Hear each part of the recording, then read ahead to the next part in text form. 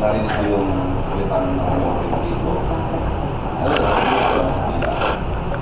Naniwala ako kahit hindi ko naiintindihan ko. Diba? Hindi ako pinilit. Basta pakiramdam ko, yung salitang namin yung hindi ko, iba yung vibes ko parang something different. Parang, ano ba, natatakot siguro ako, hindi. Parang, may magbabago sa sarili ko. Kasi pakiramdam ko, kung dahil na narinig ko namin yung hindi ko, napaka-stagnant ko. Wala. Sino ba ako niya? Hindi ako nakapagdara. Bagsak ako sa mga subjects. Hindi mo marunong English. Yung sama.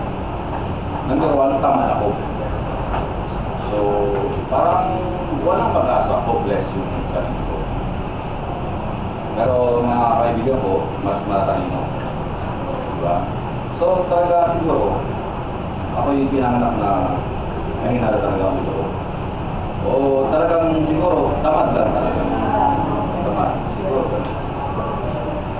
Pero dahil sa namiyorindy ko, natuto akong naniwala dun sa tinatawag na meron kang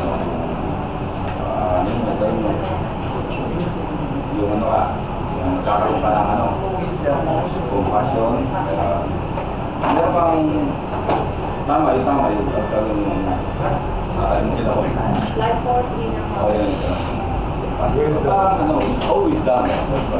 Nagkakaroon ng wisdom na yung wisdom pala nila nung nagaling sa namiyorindy ko, higit na mas matindi sa mga taong matatalino. So, yun ang nakapagbabago sa akin. One time, shortcut ko lang, nagtrabaho ko sa isang sa Robinson na nangamuhan na hindi pa nga ako tinanggap. Nag-apply ako, di ako tinanggap. Kasi nayabangan sa akin. Kasi ang trabaho ko, artist. Apply ko artist. And, retoucher. So, ibig sabihin, yung mga gawa nila, gagawin kong, yung babaguhin ko kasi retoucher nga ako. Yun ang intention ko. Pero sa tingin ko kasi, mga gawa nila hindi magaganda. So, siyempre, napatunayan ko naman na talagang gano'n, alam ko mag-analyze ng painting, alam ko naman. Yun ang siguro binigay na tayo sa akin. So, hindi man ako masyadong talino. Yun, baka yun lang talagang natatayo meron ako. So, diba, marunong mag-appreciate ng art. Kasi ang mag-appreciate ng art, mahirap matutunan. Hindi ko lang pinag-aaralan yan. Hindi naman ako tapos ng college ng fine arts. Hanggang ako, second semester na lang. Hindi ko nga natapos. In short, one sem na ako. Masabi na ako college level. Hindi niya alam kung fourth year ako eh. Sa college level ako. Pero yung fourth year ko, dalawang bis ako ng third year pala. Nakagraduate naman ako ng high school, pero summer graduate.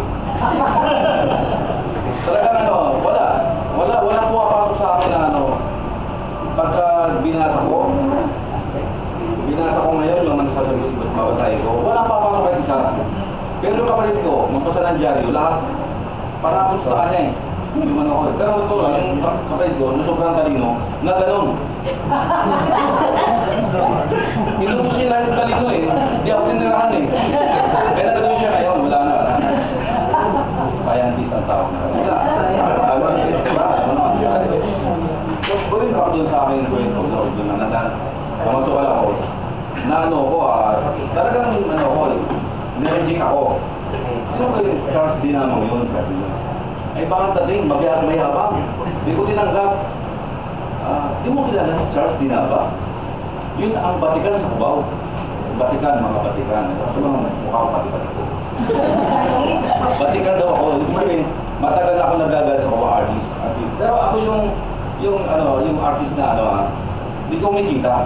Struggling.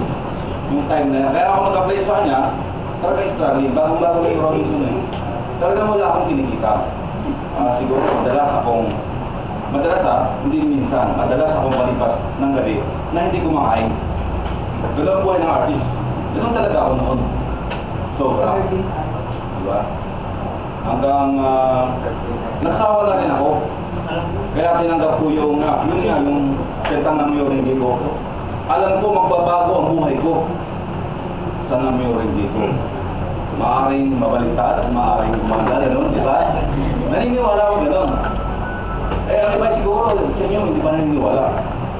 Todo explain na, tatlong buwan na, in-explain, hindi pa naniniwala. Ako iba, naniniwala ako kahit wala akong experience masyado. Dahil pakiramdam ko, yun ang magbabago sa akin. Yung paniniwala mo, talagang magbabago yung paniniwala mo. Di ba? Okay. Wala na akong pag-asa eh. Ano ba pag-asa ko? Kung di ko maniniwala. Di ba? Eh dati akong katoliko, naniniwala naman ako nangyayari sa akin. Ganun pa rin, di ba? Ito iba, na Myoringi ko. So, baka ano na ako, okay lang. Di ba? Nagkaroon ako ng kunting kumita, kumpleto ng araw ko, kumakita 2 beses ng araw, okay na.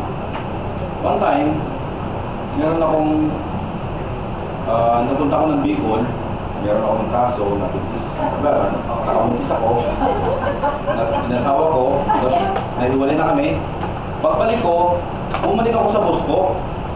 Meron yung isang tindahan na hindi kumikita, pinamanage sa akin.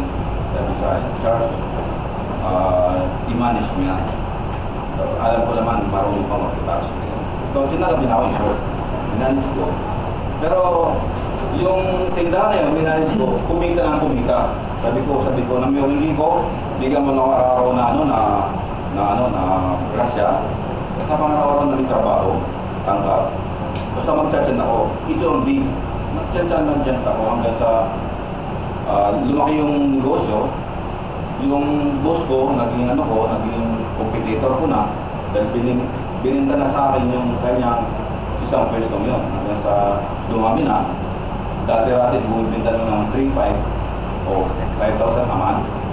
Tarang nung ako, rental nun 7,500. 7,500 ang rental nun. Pero bumibinta na siya ng 3,500 to 5,000. Yung bayad pa sa sekretary wala. Talagang bagsak. For almost 5 months bagsak.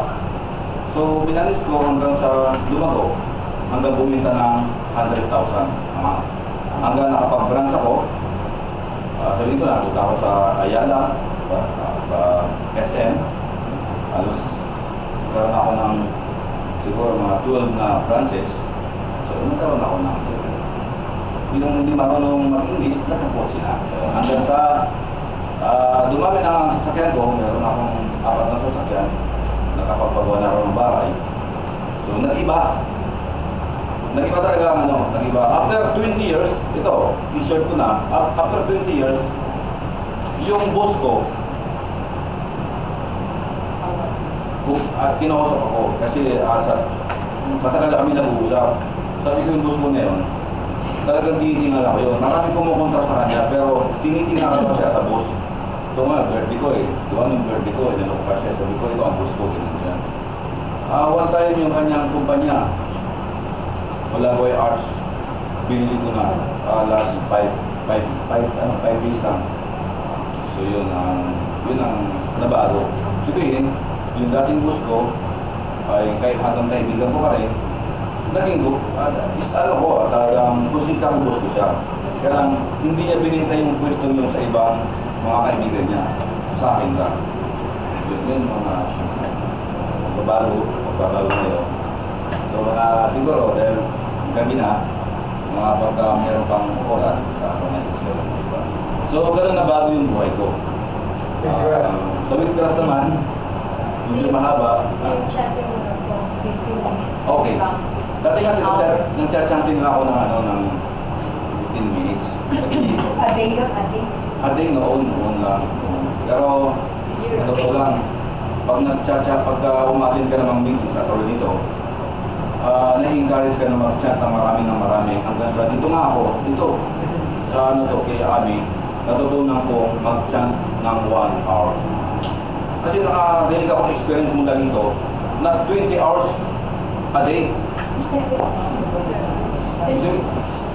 nagawa yun ng isang European. Pero ang asawa niya ay Pilipina. Pilipina nag-encourage sa kanya para mag-chant. Sinubukan niya. 20 hours a day. Ibig sabihin, kain lang at CR lang ang pahinga niya. Ang tanong, kung kaya niya 20 hours a day, bakit hindi ko kayanin kahit 2 hours a day? 2 hours a day. Kaya niyo ba? Kaya ninyo, subukan niyo. Bala ako magbabago.